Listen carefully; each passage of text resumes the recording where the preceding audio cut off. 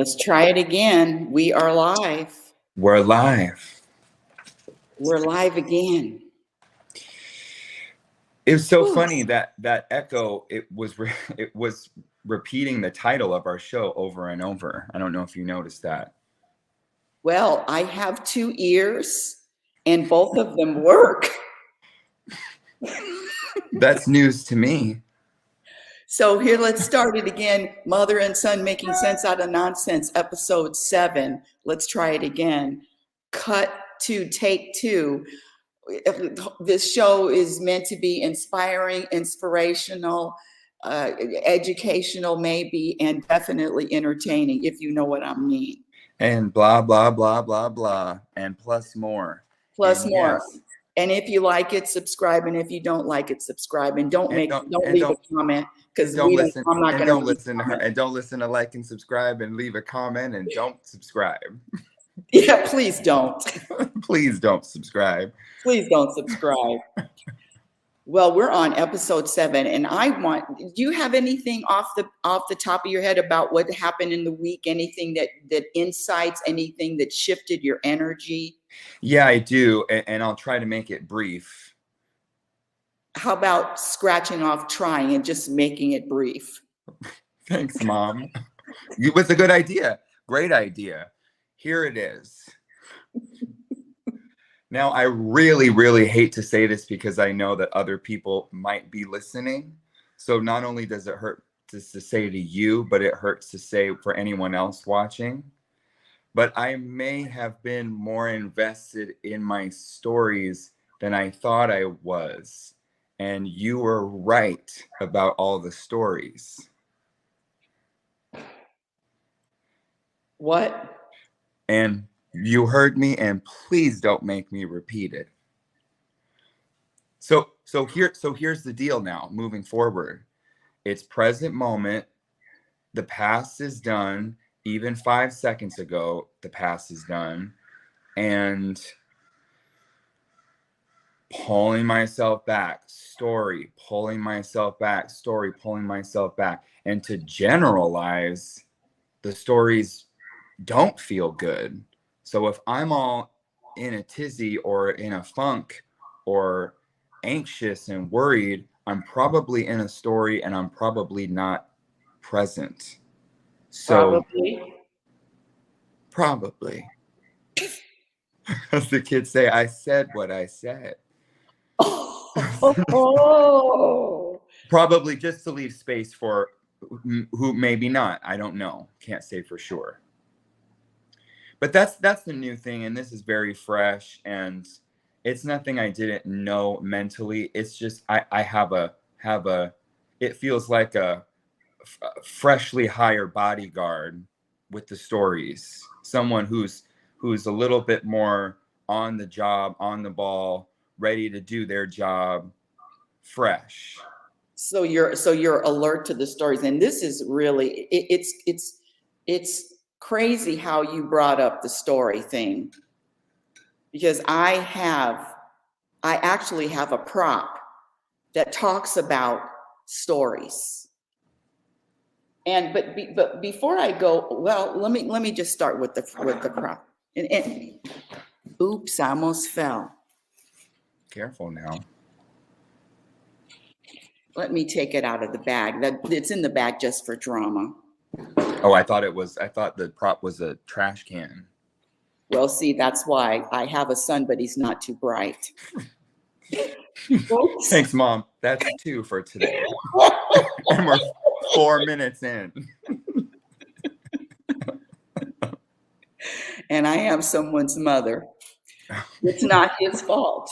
It's my fault. Now that sounds more like it. All right, let's see your prop. Looks like a toaster to me. Now, you remember this toaster, and I'm going to show it. This toaster, you see how old this cord is, and I've kept the cord together with electrical tape. This is an old. A 1950 toaster. This exact toaster was my mother and father's wedding gift in 1950. This is a 1950 toaster, Westinghouse, which is a very good brand, and it still works. However, I have to say that if you can see this little area here, so when I plugged it in the last time to make toast, it started smoking. So after all of these years, 1950, and I'm looking at this toaster, and I've had it forever. You've seen it.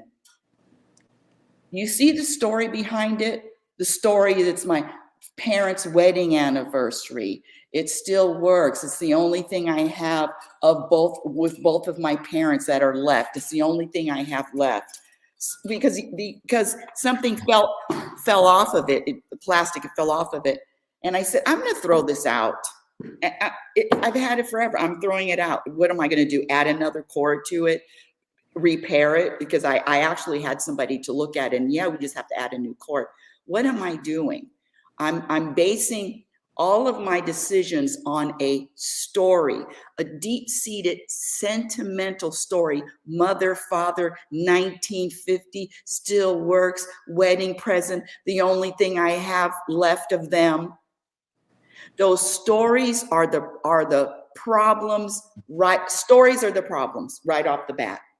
Well, here, this is my observation. If you're down from what you said with the stories, the only story I heard about that toaster was, it's the only thing I have left of them. It is a wedding gift. It's from the 1950. It does still work. It sparks. It plastic, but that's the only story I heard. Yes, but see, I was going to throw it out. I was going to throw it out after all of these years, but finally all those stories kept coming, meaning, how can I throw this out? So I kept it. So I kept it as a prop.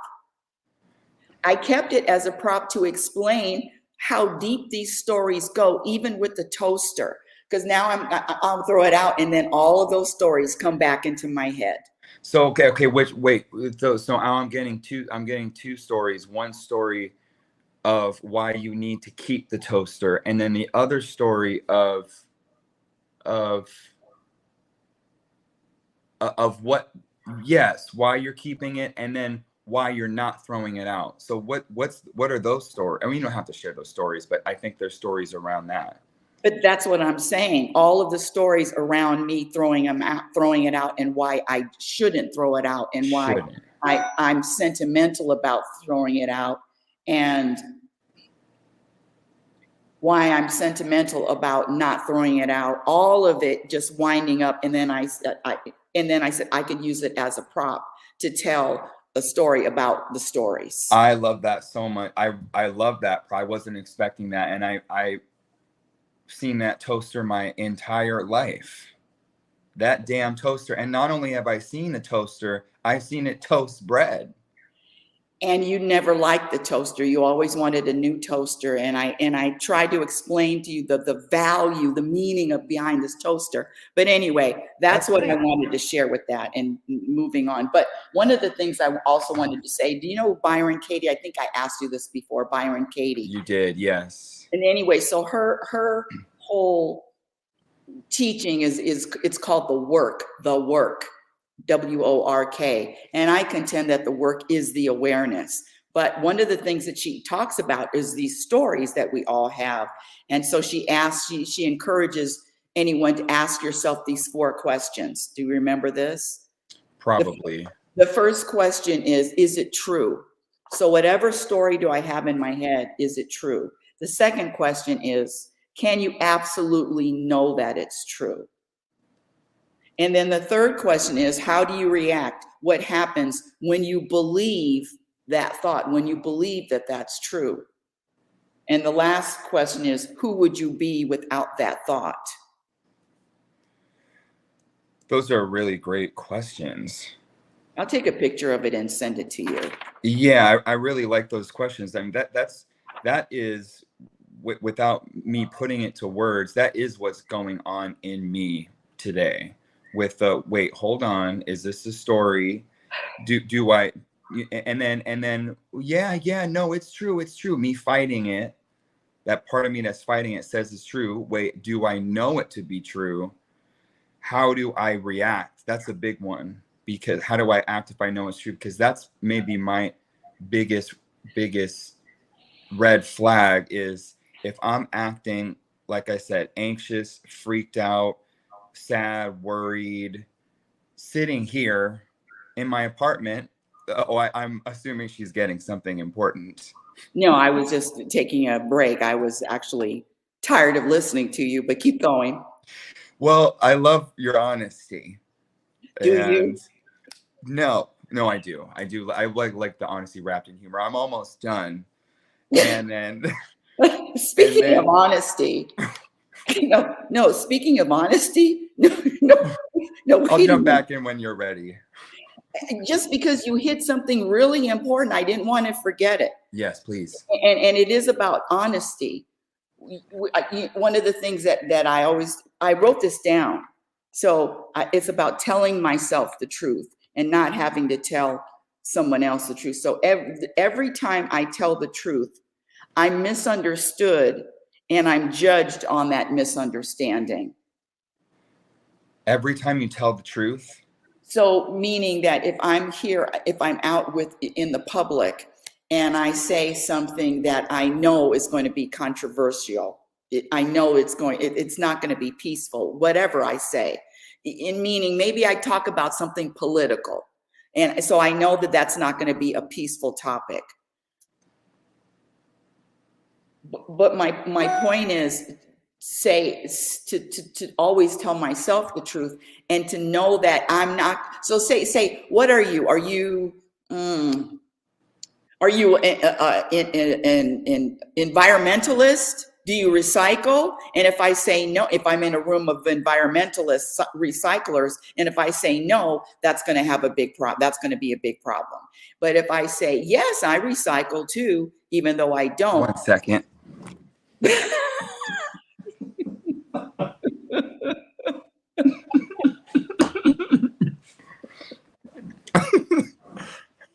I really, I was considering not doing it, but I had to do it at least once. You have to. You have to. Anything for a laugh. I'm telling you, I'm 3 seconds away from a laugh at any moment. And he doesn't like that, but I love that. But I'm starting to like that. But yes, okay, peaceful, environmentalist. Yes. My antenna went up because, okay, I know it's not going to be peaceful. I know it's not going to be peaceful with some people, and I know it might be peaceful with others. So it's yeah. And that's why it's important to know your audience. Always know your audience. And I was going to say know my own truth. That too, know yourself, and also, but seriously, know your audience. So let me share another really quick story. All right. I'm having dinner with my sister, and I do this joking. I'm a jokester, and some people, enough is enough. And so for this particular joke, enough was enough. And so the joke is, when I'm out with her and I meet somebody and I say, oh, hi, this is my sister. She's 95. I say she's 10 years or 15 years older than she is. And I think it's funny, and they think it's funny. And sometimes she started to laugh, but this last couple of days ago, she lost it and she attacked me. Meaning, she says, why do you, and she was very angry. Why do you do that? Why do you keep doing that? Why do you make fun of me like that? What do you get out of that? What is your, just on me like that? And why do you think that's funny? And you think that's funny? And immediately I went into surrender mode. Immediate. I did this. I said, I'm sorry. And I really meant it, because she was very upset. And I said, I'm sorry. I won't do that again. I promise I won't do that again. Promise. I said I'm sorry at least 10 times. And I promise I won't do it again. But she kept holding on to it until finally, after I'm all I could say was, I'm sorry. I promise you'll never hear that again from me. You'll never hear that again from me. That's my fault. I was I If there isn't peace in a relationship, it's on my shoulders. It's on my shoulders. And my point is, when I say know your audience, and what is most important to me? Most important to me is peace, period. I don't care what I have to do it, no pride, no nothing, what I have to do to get it. Peace. I want to be peaceful with you. That was my story. And I'll never see her for another 2 weeks, because if you think you can yell at me in the middle of a restaurant and I'm not, and I'm, oh yeah, okay. Meaning the only thing I have is distance. Is meaning distance with people. If somebody is, and I'm not talking about my sister now, but if somebody is like this, or whatever they are, and it doesn't, and energy is not compatible with mine, I mean, easily compatible, I have to put some distance. That means some time in between when I talk to you again. I think I can hear you saying to me, it's just time for distance right now. Right now it is. I mean, as far as the story, the future is a story too. And I'm trying, I really am trying. And like, there are days you call me, I remember you calling me and telling me, I'm on these stories today. You're just so on it for whatever reason, on its heels. And that's how I feel. Yeah. And in some ways it's exciting. In some ways it's like a game. It's exciting. And as far as I like your story. I like your story with the know your audience. Okay. And then the other thing I heard when you say know your audience is, okay, this joke might have worked last week. It's not working right now. So I'm not going to do that joke right now. Yes. Maybe ever again. I don't know. Not ever again. Not ever again. And see, that's the difference. I can change. I can make an adjustment. I can change. I can make an adjustment. And the interesting thing is everybody, well, let me just speak specifically. When I'm insulted, I think it's funny. But there are some people that can dish it out and can't take it.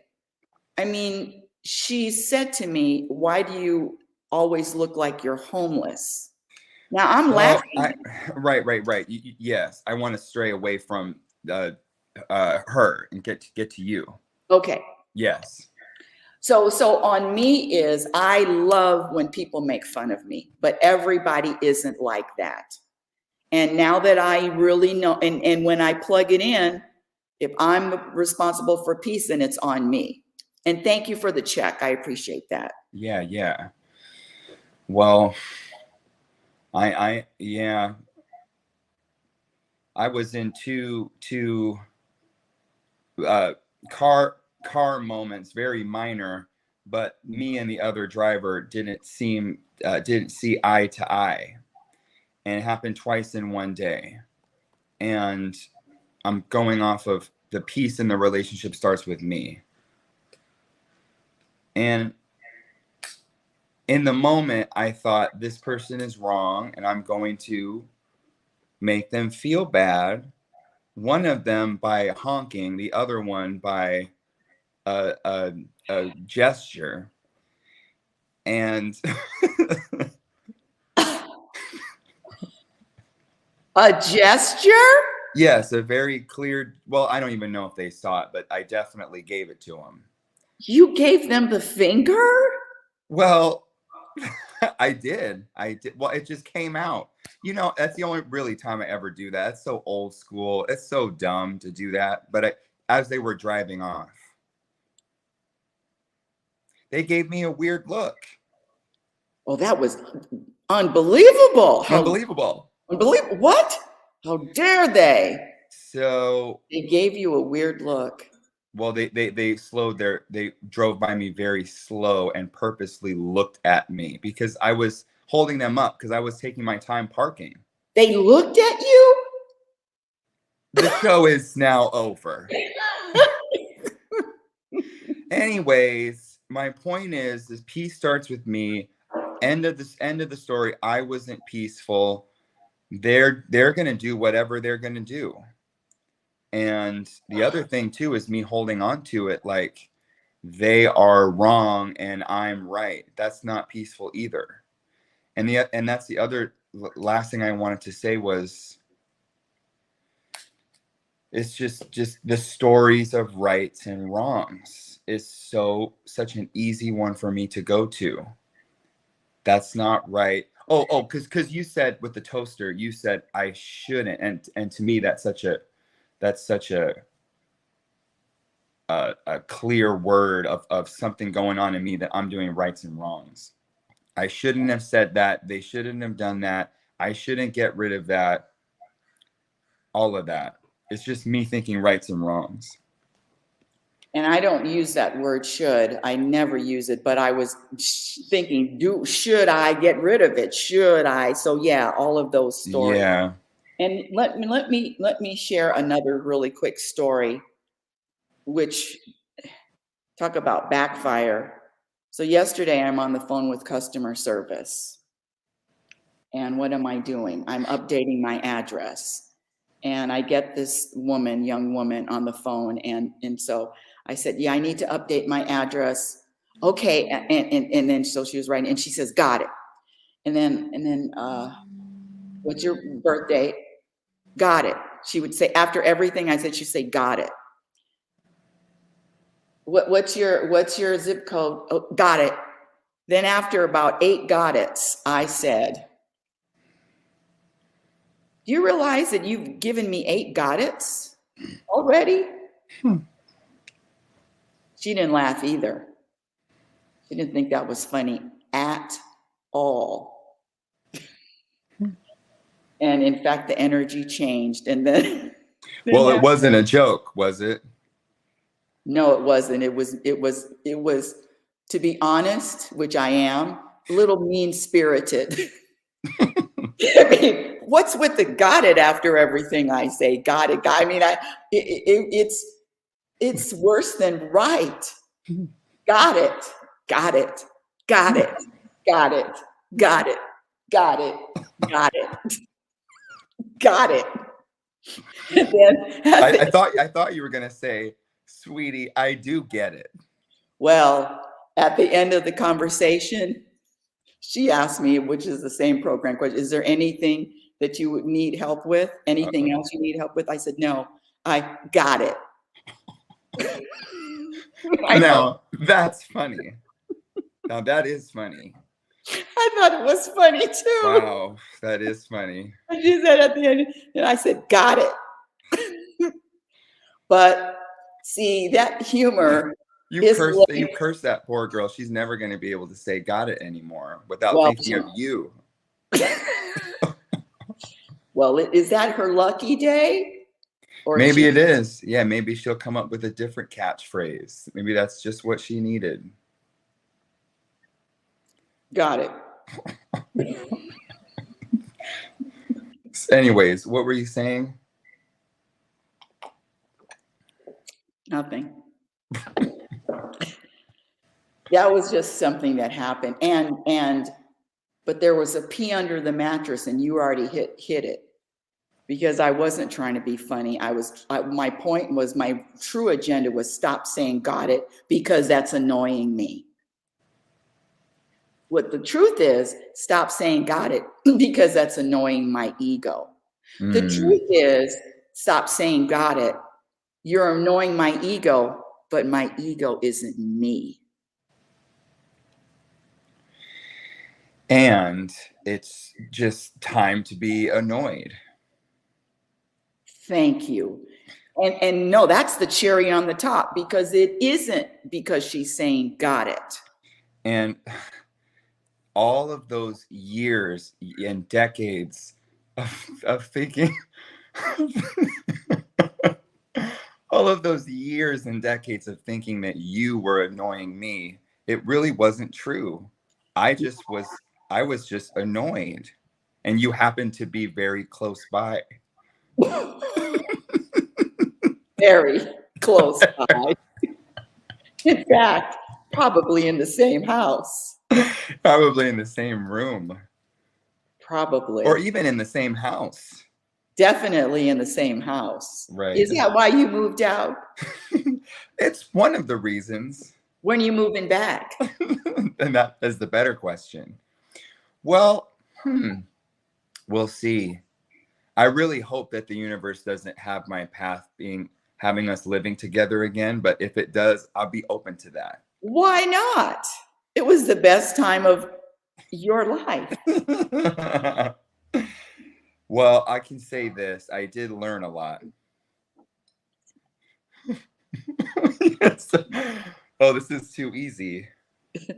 You learned a lot. What did you learn? That I'm annoying? Oh no, I learned that it was time to be annoyed when I was living with you.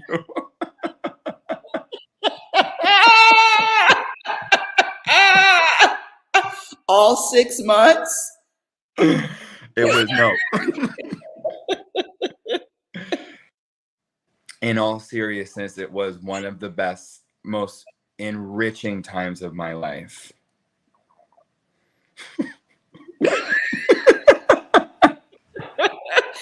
Well, it was. Can he be any more sincere? Sincere.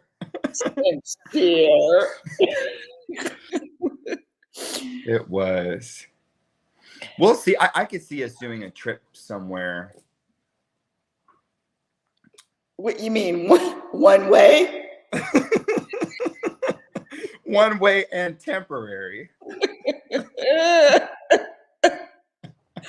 So this is the first time, okay, mother and son having a sense of making sense out of nonsense. Yes. Want to share a mother and son story? Yeah. I don't know if I have one. What? What's one of your favorites? Mother and son story. Well, so much is coming to me. What about a Why? I do need some help. What about a San Francisco story? I mean, we already did the car, but any other stories there? That was the biggest one. Well, we already did the San Francisco story. You want to share I'm thinking about a story, a doomsday story, or Doomsday. Doomsday. So when I talk about stories, Nathan and I have been through a lot together. I mean, I'm 68 and he's 38. And there's been a few times that we've had traumatizing events. And one of our favorite traumatizing events was when we were in Oregon and we were going to ride the sand dunes.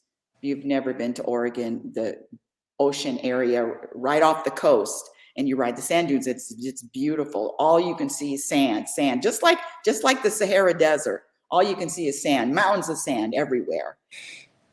Yeah, and it was the first time we had done anything like that, and we rode before we got to the sand. I'm just remembering we rode along the coast, through the fort, through trees. We were on sand, but it was through trees. We went on the beach. On a trail. We went through a trail to get to the beach. Yeah, to get to the beach. We had our moment to the beach. We probably rode, I would say, at least half hour, maybe longer, maybe even an hour. Yes, to get to the beach. At least a half hour, 45 minutes to get to the beach. And so we were on our individual dune buggies, sand dune buggies. And of course, I was flying by because I am, between the two of us, which one do you think is fearless? Oh, I'm talking to an audience. Anyway, yeah, I'm more fearless, meaning no fear, less, fear less. Anyway, so I'm zooming, and Nathan's Putt, for sure. I didn't even know you were a daredevil like that until that day. Really? No. Yeah, I am. I'm one of those. So yeah, so then now we're riding in the desert. Now we're past the beach, and then now we're in the desert riding around, and I'm putting, and all of a sudden it's just us two and no one else is around. Or did I And jump too far? no, yeah, it's just us two, and we're in a valley. It's a big valley, and then all you see is sand around. So you're in a valley with sand mountains, and there's Yes. nobody around, nobody. You can't hear anybody, you can't see anybody. And so Yeah, it's like being in the middle of the ocean and not seeing land. Where do you go? that's You go. right. And I know my car was not, remember there was something up with mine, or it was getting stuck. Yeah, Remember that? because you didn't know how to drive it. That's possible. It sounds a little story-ish, but and I didn't know how. It's my first time, and it was getting stuck. And there's a picture of me kneeling by my cart, digging sand out of the back tire. I was doing that. You were taking a picture. I had to memorialize it. Yes. You wanted me to get down on my knees and help dig with you? No, it just was Well, a if really you had nice. asked me, I would have dig with you. I was making a joke. I think you helped in the best way you could. I really don't even there's so much of that I tried to block out. It was very traumatizing. So cutting to the end of the story. So now we're realizing, and this one's realizing that there's no one around, and then what to do. Now we have to make a decision. And I wanted The other to. thing was I didn't know where we were. I didn't know how to get back. I didn't either, but I was, yeah. And so the difference is I didn't know how to get back, but I wasn't afraid. And I was afraid. I was very afraid. It was getting dark. I think my phone died, or it either died or didn't have service. So I felt like this is, I just, I know that I'm going to die someday. I just don't want it to be here like this. With her. With her. Not like this. Well, to wrap Because I it was thinking, if it gets dark, what are we doing? We're stuck in the sand. I mean, it just really sounds like a night, like a scary movie, horror, torture. It's just I can't think of too many things much worse. So anyway, that was going through my head. So we have scaredy cat over here, and then I'm not afraid. I'm not afraid. And then we didn't agree as to which way to go and where to go. Anyway, bottom line is we had a huge blow up. I didn't know if I would have known he was that afraid, I would have said, there, little one, we'll be fine. Don't worry, we'll be fine. I really wish you would have. That would have helped so much. Well, I was afraid, and the other part of it was I felt responsible for you, because you might not have been afraid, but there was something missing up here. You weren't making logical decisions. So if you illogically aren't afraid and you're stuck in the sand, and then I'm the one that left you there, now I'm going to have to live with that. So I felt stuck to you. That was the other big problem to me. Stuck to you like stuck to glue, stuck to you like glue. Stuck to you like stuck to a whirlpool, sucking me down. Anyways, the big blow up happened when this all culminated into I'm very afraid, she's not afraid. We have different perspectives. And we were screaming at each other. Well, the group of people that there happened to be a group of probably 10 or 15 of these bikers that came out of nowhere. And I thought, oh, this is our saviors. They're going to lead us back. We have someone to follow. Thank God we have help. We're not going to die out here alone. And I wanted to follow them, and you didn't want to follow them. And that's when the blow up happened. Well, I didn't even remember that. I just know that there was a blow up. Well, that's the most important part. I said, it's time to go. We got to go. And you said, I'm not going, or something. And then we blew. We popped our top. I definitely popped my top. I popped my top. I'll be God damned if I let somebody try to tell me what to do. Even if it's someone trying to save your life. Do I look like I need saving? Don't let me answer that. So anyway, we have our blow up. We must have recovered, and then of course we found our way out. We found our way out. We did found our way back. But we didn't recover. You take a long time to recover. Well, I do take a long. Well, it depends. I mean, I did then, and that really was traumatic for me. I don't know if that's a dramatic word, but it wasn't like, oh, Mom, stop. This was I was afraid we're gonna die out here, hungry, thirsty, cold, and sandy. So yeah, I didn't recover right away. But we did record a voice memo, I think on the way home. We talked about it. I don't remember that, but I do remember us recording a video before we went out, and we were having problems even before we went out. So it was just a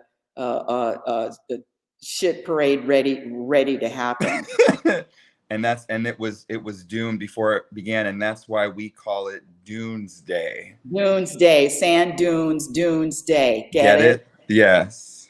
Which quite frankly, the other story that we'll save for another time, which is our Penske story. I don't even know if these stories are whatever. They happen, and they are the times that he and I have just and it's not pretty. It's not pretty. It's like it happens at the same time. Our energy, like you say with the volcano and how it's time to erupt. And then I look at it like it's my time to erupt. It's your time to erupt. However you want to look at it, it happens at the same time. Yes, and we're erupting at the same time, and we're so powerful with the energy that the earth moves. The earth actually shifts. Yes, actually shifts.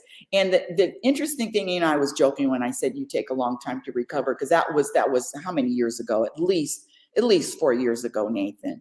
And so now it's different. But what I love about that and sharing that is that I don't care what you and I go through.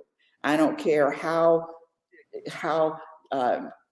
tense it gets, or what words are said, or you're the worst mother ever on the planet, that kind of thing. Which he's never said that to me ever. That was a really bad joke that just went. But the thing is, when you're conscious, you can work anything out. And it's not about he's right or I'm right. It's about the energy that just explodes, and now the energy is coming down. Period. Explodes, comes down. I like that. Explodes, comes down. And also bringing it back to your earlier story about distance, and it's time for this. It's time for an explosion. It's time to let the lava settle, and then it's time to come back. And there is a trust in that for me. And there is a fear. Oh, there's an explosion. Oh, there's an explosion. I'm afraid. It's never going to cool off. Lava's never going to cool off. Well, as of today, I want to trust that it will cool off. It just might not happen today.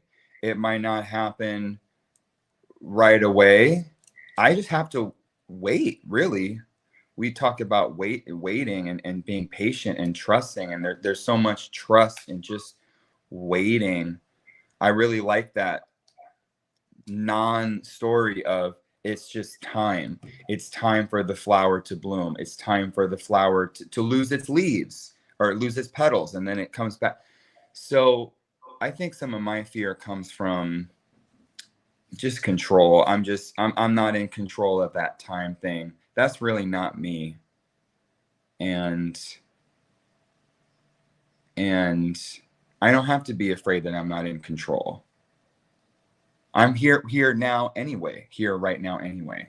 I love that we got our story in, because I think that's we have so many good ones, and there's so many ways branching off of it too. And I love the fact that relationships are, our relationship is just evolved into what it is now. And it's still evolving and it's still changing, and we're still making, not making adjustments, but just, yeah, it is an endless dance. Relationships are endless dance, and especially when you have people that are consciously and are aware and are working on themselves, or working on self, because you already checked me. I want you to keep it on you. See, that conscious partner, that conscious friend, the conscious son, conscious reminder, gentle reminder. And when I'm just going to say, and that's what I really love about us, in just the combination from, I mean, 38 years, Nathan, of this. 38 years. Well, I love what you said, gentle reminder. That's gentler. Joking is gentler. I mean, we can do jabs. There's just a gentleness. There's a gentleness that's important to me. And I get gentler as I go along, and I'm getting gentler with myself. Now I'm getting chills, because that is really the key. How I treat others reflects on how I treat myself. If I'm judging others, I know I'm judging me. So that being me and being aware is a good reflection of really what's going on inside here.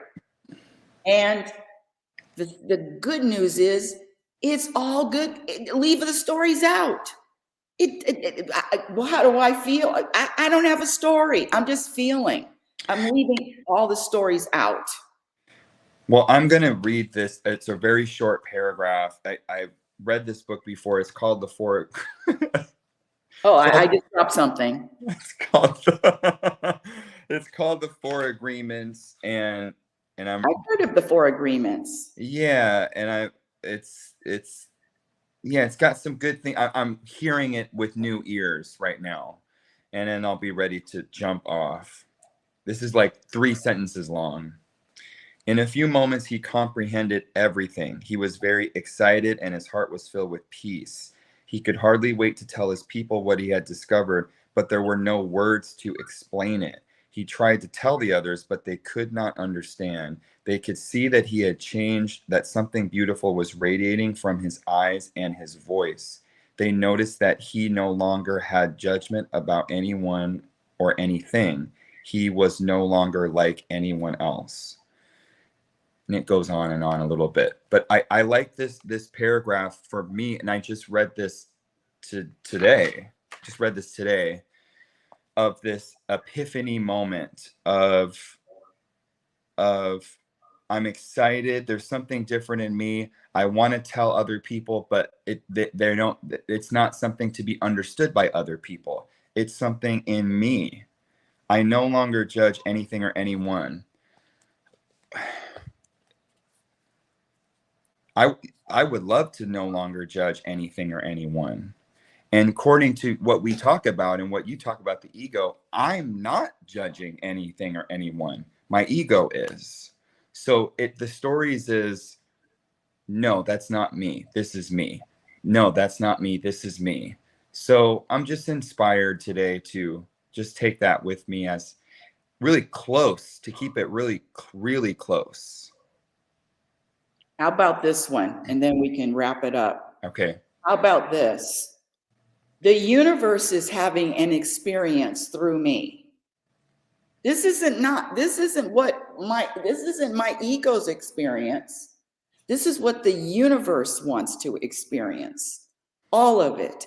And the universe wants to experience this Sean Tanko thing for 6 years, maybe 7 years, maybe 8 years. So this is the universe's experience. The universe likes this place. The universe likes this floor. The universe likes this house. All of it. The universe likes that I'm getting older and I look like this and wrinkled. The universe loves it. So what team am I playing on? Well, I'm on the universe's team because the universe is at peace with the journey, and the universe is at peace in the journey. I'm on Team Universe. I'm separating. I'm on Team Universe because I'm really starting to enjoy this shit. 68, it's time to start enjoying this. So my ego's not going to enjoy everything, but if I'm the universe, I'm going to enjoy it all. Bam. Mother and son making sense out of nonsense plus more. Plus more. If I were you, and I'm not, but if I were, I'd be very happy. Very happy. Okay. All right. Really good. Really, really good. Excellent. Yes. Later, alligator. End stream will do.